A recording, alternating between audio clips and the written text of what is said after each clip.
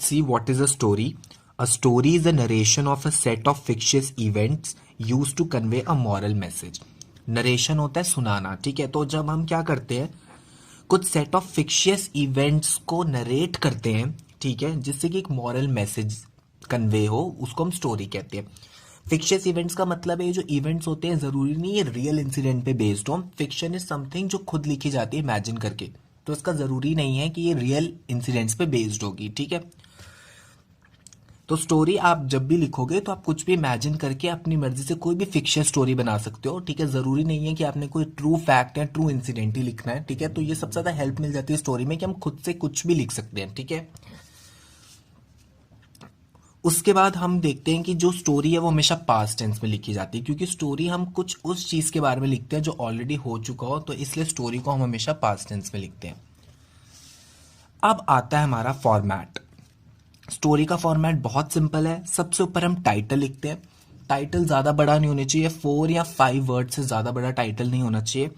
और टाइटल आपका कैची होना चाहिए, ठीक है। टाइटल आपका शॉर्ट होना चाहिए, और टाइटल इस तरह से होना चाहिए कि टाइटल देखकर रीडर का स्टोरी पढ़ने का मन करे, क्योंकि सीबीएसई में अगर 10 मार्क्स होते तो टाइटल के भी 1 मार्क्स होते हैं, ठीक है। 1 या 2 मार्क्स टाइटल के होते हैं। तो टाइटल आपका जितना ज़्यादा अच्छा होगा उतना ज़्यादा आपकी स्टोरी की इंप्रेशन और ज़्यादा अच्छी होगी। तो टाइटल को ज़रा छोटा रखो, और टाइटल इस तरह से रखो कि टाइटल पढ़ के हमें थोड़ा बहुत पता चल जाए कि स्टोरी में एक्चुअली है क्या। टाइटल के बाद आपका कुछ नहीं है, फिर आपकी मेन बॉडी आती है, ठीक है।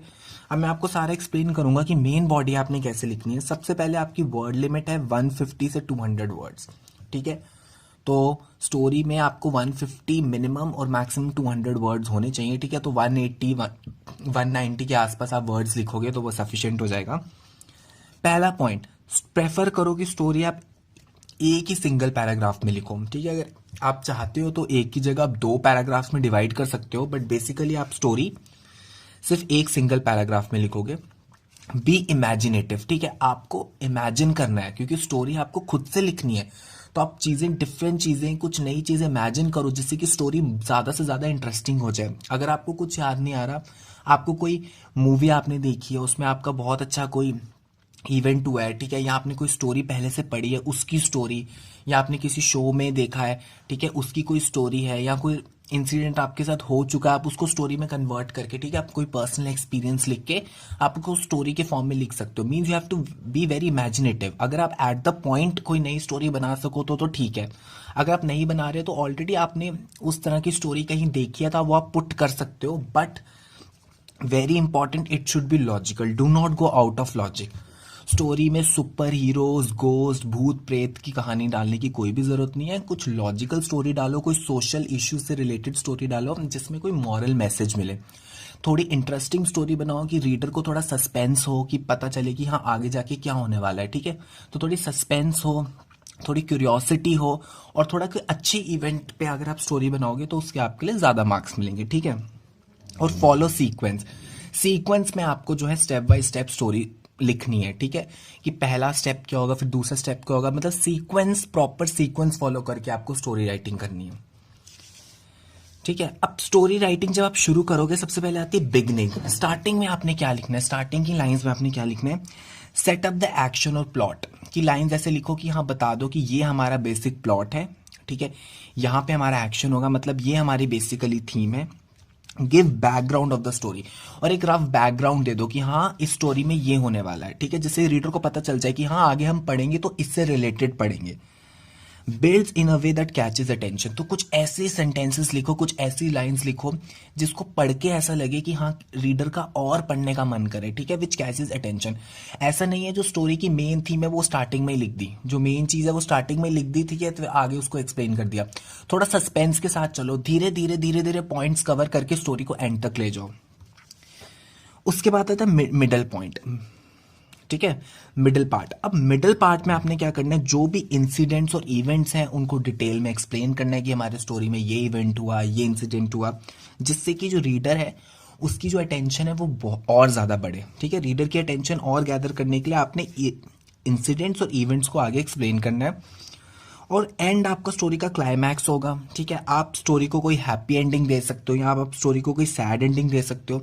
और बहुत अच्छा रहेगा कि कोई आप मॉरल मैसेज छोड़ो, कि स्टोरी पढ़ के आपको कुछ सीखने को मिले, या अनएक्सपेक्टेड मैनर, कि आप स्टोरी ऐसे लिख रहे हो और एंड में आप ऐसा कुछ लिख दो जो बहुत ही ज्यादा अनएक्सपेक्टेड हो, ठीक है, जिससे कि जैसे सस्पेंस मूवीज होती हैं उस तरह से कि एंड में आपको पढ़ने से कुछ अलग ही पढ़ने को मिले, बहुत अनएक्सपेक्टेड जो आप एक्सपेक्ट नहीं कर रहे हो वो लिखो, तो इस तरह से आप एंड कर सकते हो। तो ये मैंने आपको टोटली समझा दी, हिंट्स दे देंगे स्टोरी कैसे लिखनी है। अब मैं आपको एग्जाम्पल के हेल्प से समझाता हूँ।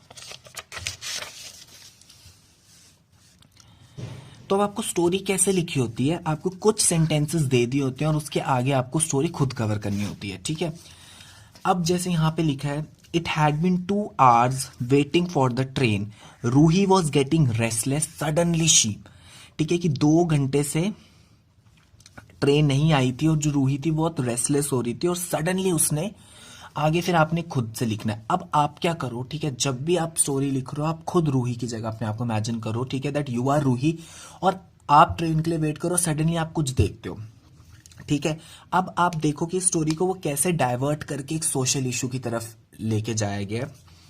सबसे पहले देखो, एक 3 words का सिंपल सा आपका जो है हेडिंग है, चाइल्डहुड सेव्ड, किससे पता चल रहा है कि हाँ किसी बच्चे को या किसी बचपन को बचाया जा रहा है, और चाइल्डहुड सेव तो एक रफ आइडिया लग गया है, वो तो आपको स्टोरी पढ़ के मेरी पता चलेगा कि मैंने ये क्यों दिया है। सबसे पहले तो जो लाइंस ऑलरेडी लिखी होती हैं उसको लिखना है। It had been 2 hours waiting for the train, Roohi was getting restless, sudden she noticed. अब मैंने यहां से स्टोरी डाइवर्ट कर दी एक चाइल्ड बेगर की स्टोरी पे। Suddenly she noticed a child begging at the platform, तो ये आपने प्लॉट सेट कर दिया अपना स्टोरी का, आपने बता दिया कि स्टोरी किसके बारे में है, कि एक चाइल्ड के बारे में है जो भीख मांग रहा था, ठीक है, तो ये प्लॉट सेट हो गया। He appear to be little sweet boy who had a small bag on his shoulder. अब आपने क्या किया नेक्स्ट, अपने स्टोरी के कैरेक्टर को थोड़ा एक्सप्लेन किया कि जो आपका स्टोरी का कैरेक्टर था वो लिटिल था, स्वीट बॉय था और उसके पास एक स्मॉल बैग था, ठीक है। अब क्यूरियोसिटी और बढ़ाने के लिए मैंने लिखा, she noticed a book in his bag, कि उसने उसके बैग में एक बुक देखी। Roohi was eager to know where the child lived, there was still more than an hour left for a train to arrive, कि अभी भी ट्रेन को आने में 1 घंटा था और वो बहुत क्यूरियोसिटी थी उसके अंदर कि वो चाइल्ड कहाँ रहता है। So she got up and started following him. देखो अब यहां से सस्पेंस बन रहा है कि वो उठी और उस बच्चे को फॉलो करने लगी, ठीक है। सो इससे क्या हो रहा है, सस्पेंस क्रिएट हो रहा है। The boy moved out of the station. The boy moved out of the station and entered a slum nearby. ठीक है, स्लमी एरिया में बॉय चला गया। He got into a house which appeared to be very dirty and unhygienic place. ठीक है, और suspense बढ़ाया कि हमने देखा वो जो लड़का है वो किसी के घर में एंटर करता है जो बहुत ही अनहाइजीनिक और डर्टी प्लेस है। There were other child beggars in the house who were in the age group of 5 to 12 years. ठीक है, और इंटरेस्ट डेवलप किया कि वहां पे पता चलता है कि उसके उम्र के और भी बहुत चाइल्ड बेगर्स थे। They were thin and weak. अब उन चाइल्ड बेगर्स को एक्सप्लेन किया गया है, they had money but nothing to eat, कि उनके पास पैसे तो थे जो उन्होंने कलेक्ट किए हुए थे बट उनके पास खाने को फिर भी कुछ नहीं था। जस्ट देन, अब देखो एक नया ट्विस्ट आ गया, एक नया कैरेक्टर मैंने इंट्रोड्यूस किया। Just then a man entered the house, तभी मैंने देखा कि हाँ एक मैन जो है as entered the house. The children became quiet, he asked them the money that collected by begging, कि वो उनसे वो पैसे मांगने लगा जो उन्होंने बेगिंग से कलेक्ट किए थे। The poor children handed all the money they had to him. Ruhi understood that it was a racket of child beggars, तो यहां से पता चल गया कि चाइल्ड बेगर्स का रैकेट है, ये आदमी इन बच्चों से भीख मंगवा के खुद पैसे कलेक्ट करता है। तो यहां से मैं एक सोशल इशू पे आ गया, चाइल्ड बेगर के इशू पे आ गया, ठीक है। शी फेल्ट पिटी फॉर दो स्मॉल चिल्ड्रन। अब आपका आता है कंक्लूजन, ठीक है, क्लाइमैक्स, की अब रूही ने ये सब देख लिया, अब रूही क्या करेगी। She decided to inform the police, कि अब रूही ने क्या किया, पुलिस को इन्फॉर्म किया। The police and an NGO Bachpan Bachao Andolan reach the place. The man was arrested and children were sent under the protection of the NGO from where they would be sent to their homes, कि man arrest हो गया और NGO के help से सब बच्चों को उनके घर पहुंचा दिया गया, ठीक है। Ruhi felt relieved and was appreciated by everyone. So this is the way I am ending the story, कि उसने पुलिस को पकड़वा दिया, ठीक है। She was appreciated by everyone.